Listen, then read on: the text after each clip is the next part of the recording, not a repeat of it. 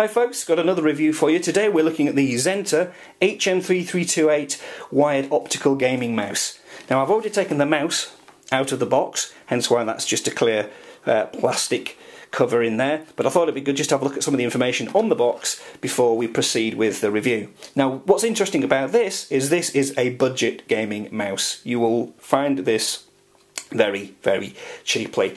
Less than £5 in the UK, so probably somewhere between $5 and $10 in the US, I would imagine, if it is available in the US.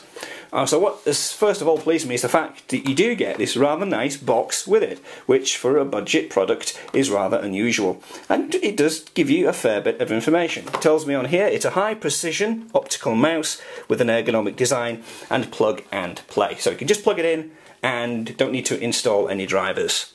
It tells me there is enhanced precision with optical engine, eliminates moving parts and dust accumulation. Okay, so that's to do with the fact that it's an optical mouse.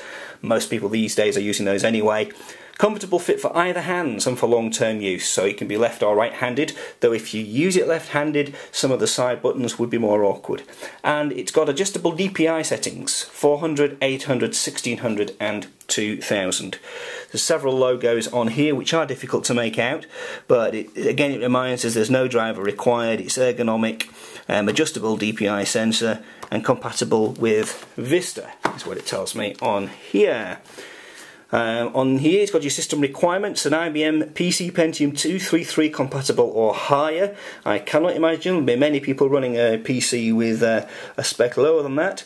Works on Windows XP, ME 2098 and Vista. I will confirm that it also works with Windows 7. Now it says available PS2 port, but then in brackets for PS2 or USB and PS2 models. This is a USB model, so you don't need that. The package contents is the Power Scroll point mouse and the USB to PS2 adapter for USB and PS2 models. Again, this is a USB model, so you just get the mouse. No instructions, no driver, no software, nothing else. On the back we've just got a few more pieces of information which really go into a little bit more detail on the information that's provided on the front. So I'm not going to cover that because I think I've already covered it. I guess what you want to do now is actually see the mouse itself and see it in operation. Okay, so here is the mouse itself. As you can see, behind the scroll wheel there's a nice blue glow, so if you're into blue LEDs, and I certainly am, then that's rather nice, but the LED underneath is still red. Now you could swap that out. I have done that on mice actually, I've put a blue one in, but red is generally accepted to be the better colour, and if you're going to be buying a mouse like this where you're wanting the precision, it's probably best to leave it red. So just to demonstrate how this works, you can see on here I've got this set to the maximum setting, and I can move from one side of the screen to the other with very little movement of the mouse. Now if I press this button here, that will alter the DPI setting, and you can see now it's slowed right down. Just want to show you my hand movement to get it right across the screen. Much, much bigger. And then you've got a couple of settings in between as well. So you can set that to however you want it, depending on what you're going to be doing.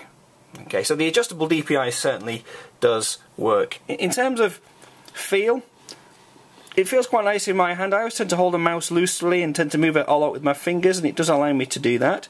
There's a couple of buttons here which are programmable. Now it doesn't come with any software, so I found Xmouse. If you download Xmouse, that's another free software which I can now open up.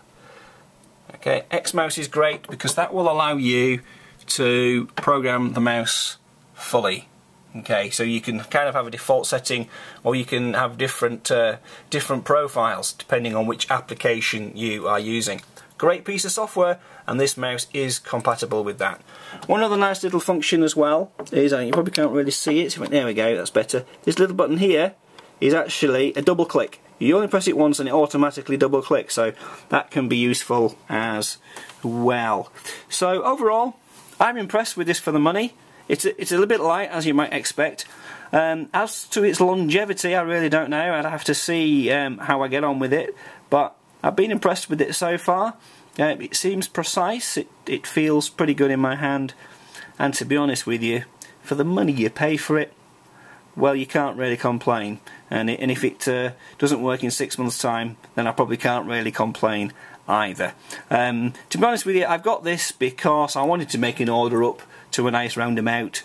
So I thought, well, why not try this? But this might whet my appetite a bit, because I'm hoping I can use some of these buttons in some of my audio software and program them to do some of the functions that I often have to use the keyboard for. And if I can get it to do that, then I'll probably invest in a more expensive mouse.